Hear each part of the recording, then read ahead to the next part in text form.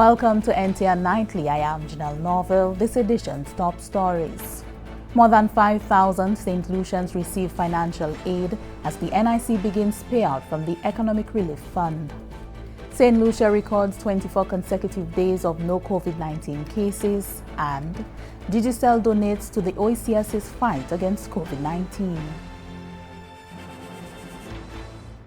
The government of St. Lucia continues to provide relief for citizens who have been adversely affected due to the COVID-19 pandemic. Prime Minister the Honorable Alan Chasney had announced in the Social Stabilization Program provisions to assist those who have lost their means of earning a living because of the COVID-19 crisis. These provisions encompass both individuals who are contributors and non-registered contributors to the National Insurance Fund.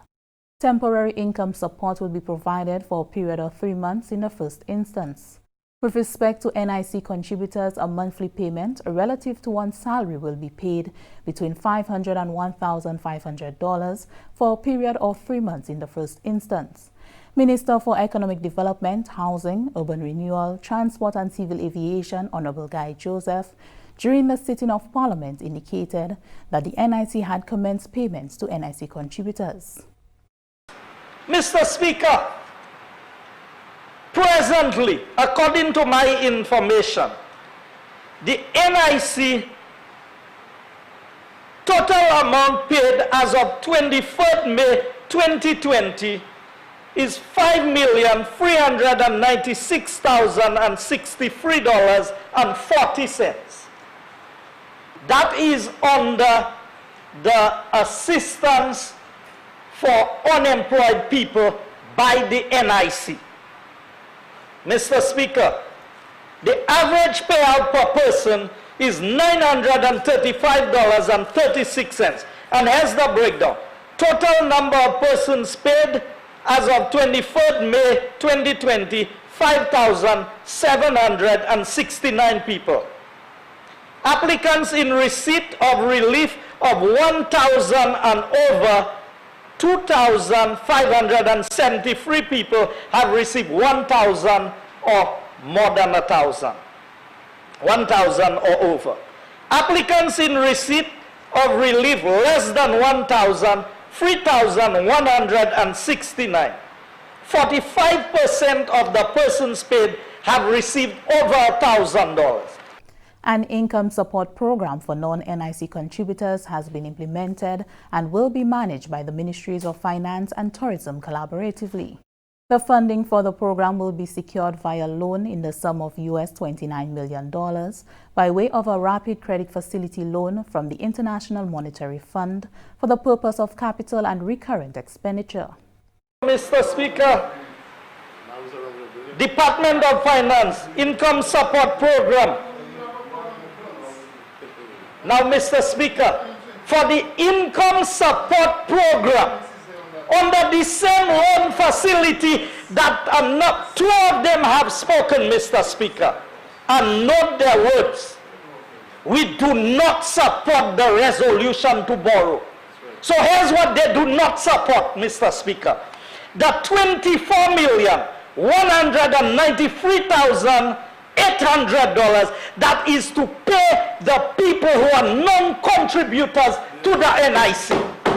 And that includes the taxi drivers, the hairdressers, the preschool operators. The NIC allowance is estimated to cost between $33 million and $80 million over a period of 3 months, depending on the number of eligible persons. A review will then be conducted to determine whether an extension for another 3 months will be needed. Prime Minister the Honorable Alan Chasney during the House sitting indicated that some $5.3 million has been paid out as of the 23rd of May 2020. The NIC is currently processing 9,349 applications, making the total number of applications received to date 15,118. On Wednesday, 27th May 2020, the Ministry of Health received the results of 41 COVID-19 tests that were conducted, all of which returned as negative. This is the 24th consecutive day out of a total of 382 tests conducted that the island has received no positive cases since its last case was recorded on May 3, 2020. Though this data is encouraging, healthcare providers continue to remain vigilant, screening and testing people who present at the various facilities with flu-like symptoms. Chief Medical Officer Dr. Sharon Belmar George has stressed that the public health threat posed by COVID-19 is not over, particularly as schools partially reopen to accommodate examinations. In the coming week, we'll have the return of our grade 6 and Form 5 students in preparation for their exams. During that week, we also have the reopening of the national borders to travelers. These changes will result in a greater movement of people, and with that, we note the potential for increased transmission of the virus. As such, the Ministry of Health, in collaboration with the relevant sectors, has been preparing for these changes and the risks that potentially accompany them. This includes instituting of protocols, site assessments to determine capacity for infection prevention and control, as well as the surging of our stocks of personal protective equipment. With all of this in place, we also require the support of every citizen in maintaining the recommended infection prevention and control measures to further strengthen our readiness. Anyone experiencing symptoms that include fever, coughing, sore throat, loss of their sense of smell, take no chances. Please seek care at the community respiratory clinics outside the normal hours of operation at the Victoria Hospital and the St. Jude Hospital. The weekend of May 23, 2020, the Department of Health and Wellness received 151 St. Lucians who were repatriated. 59 are cruise ship workers on the Disney Fantasy, 73 from the Royal Vision of the Seas, and 19 are nationals repatriated from Canada and Barbados. The nationals have been placed into quarantine for a period of 14 days as per the country's established COVID-19 protocols. Minister of Responsibility for External Affairs, Honorable Sarah Flood-Bobre, expressed gratitude to all relevant stakeholder agencies, ambassadors and friendly governments involved. The minister indicated that while the government remains committed to getting all St. Lucians home, it is not without its challenges. You would appreciate that every repatriation effort has its own challenges. The government of St. Lucia is not necessarily able to charter a flight to bring its citizens home. That is very costly. But wherever we know that there are flights operating, our missions overseas, our high commissions overseas, our ambassadors and consuls general and high commissioners work very hard to speak with the agencies, speak with the airlines, speak with the charters, speak with the vessels, speak with the governments to ensure that wherever there are St. Lucians who want to come home, that we are able to repatriate them as efficiently and as quickly as possible. And this is what we have been doing, and we will continue to do that. Minister Flood-Bobre noted that the number of individuals that can be repatriated at any one time is limited due to the space at the quarantine facilities. She, however, urged St. Lucians to be patient as the government is leaving no stone unturned to get them home safely. There are still some of our St. Lucians who are on cruise ships, a limited number. We are aware of them, that they are in the UK, Southampton to be precise. There are St. Lucians who are still within the region, students who have not been able to come home. And the government of St. Lucia continues to place this matter at a very, very high priority. We understand what it is like in such a time of crisis, with such a pandemic that has descended upon us. The people want to be home. They want to be with families. And so I do wish to give the assurance on behalf of the government of St. Lucia that this is foremost in our minds. We continue to ask all St. Lucians who are out there to keep in touch with our consulates, keep in touch with our missions. Because sometimes we get information of a flight or a vessel at very short notice. And whilst we can't make any promises, if we have an idea of who's out there, who needs to come home. That helps us in our negotiations. A total of 400 St. Lucia nationals have been repatriated to date. And Digicel is the newest partner in the OECS partnership against COVID-19, with efforts focused on procuring personal protective gear and ensuring that the education sector is supported during these unprecedented times. We hear more in this report. Digicel readily answered the OECS Commission's call to action, recognizing the importance and needs of the OECS with a contribution of US $140,000. Of that sum, US $100,000 is earmarked for procuring personal protective equipment, PPE. The additional US $40,000 is allocated to marketing OECS educational content across radio and television, in addition to Digicel's SMS and social media platforms. Director General of the OECS Commission, Dr. Didicus Jules, commended Digicel's willingness to join the fight against COVID-19. Dr. Jules noted that the primary focus for the Commission at this time is on pooled procurement of supplies and equipment to ensure continued containment and facilitate the systematic recommencement of economic activity in the OECS. In facing this disaster, we have tried to be ready. In viewing the global trail of death left by this pestilence, we have been sorrowful but strong. And even though it is certainly not a time of plenty, we are still grateful for the mercies that have graced us. It is in this context of gratitude and avoidance of complacency that we thank Digicel for the contribution of US $140,000 towards the COVID response mechanism of the OECS. We welcome this exercise of corporate social responsibility at a time like this. CEO of Digicel St. Lucia, Siobhan James Alexander, welcomed the opportunity to assist in the fight against COVID-19 in the region. She appealed to other private sector entities to join in this worthy cause. The time has come for corporate entities to assist with well endeavors that will help in the fight against this disease, and that is why Digicel has thrown its support behind the OECS Partnership Against COVID-19 initiative.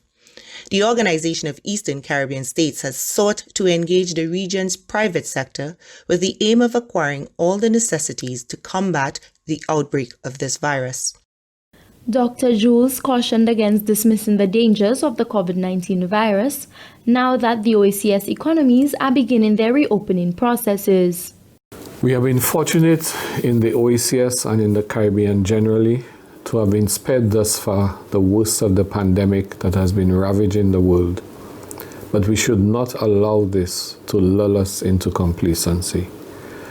Black Stalin warns us that in times of disaster we must be ready. But he reminds us that in times of plenty we must be grateful, in times of sorrow we must be strong, and in times of joy we must be thankful. In this COVID season, we can take all of this to heart.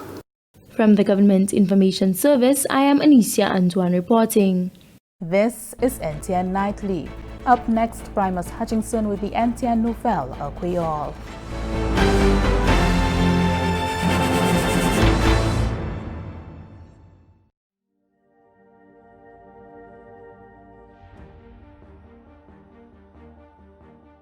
It is possible for infected food handlers or workers to introduce the COVID-19 virus into food or onto surfaces within the food business by coughing and sneezing or through hand contact unless they strictly follow good personal hygiene practices. Food handlers must wash their hands before starting work, before handling cooked or ready-to-eat food, after handling or preparing raw food, after handling waste, after cleaning duties, after using the toilet, after blowing their nose or sneezing or coughing, after eating or drinking, and after handling money.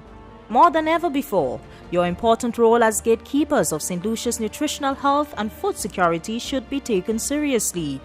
When you exercise these precautions, you not only safeguard your health, but also continue to allow St. Lucians access to clean, healthy, and safe food. Remember, it is our responsibility to ensure our nation eats fresh, St. Lucia's best.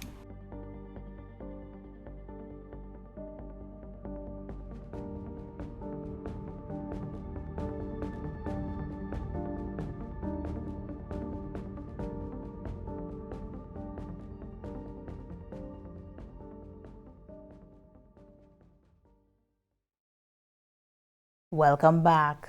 We join Primus Hutchinson for the NTN Nouvelle à Creole. Merci autant, Janelle. Monsieur, Madame, département qui a une responsabilité pour formation en gouvernement satellite GIS à ce moment télévision nationale pays à NTN, qui pose au Nouvelle à Creole, pose au Primus Hutchinson.